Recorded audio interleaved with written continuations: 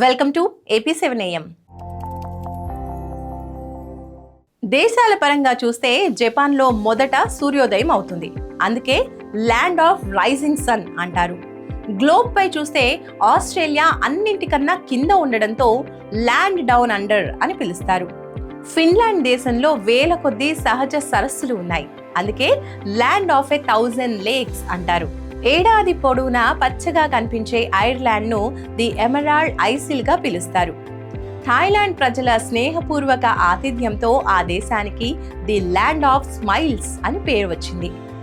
మంచు గ్లేసియర్లు, వాటి మధ్య అగ్ని పర్వతాలు ఉన్న ఐస్లాండ్ ను land of fire and ice అంటారు.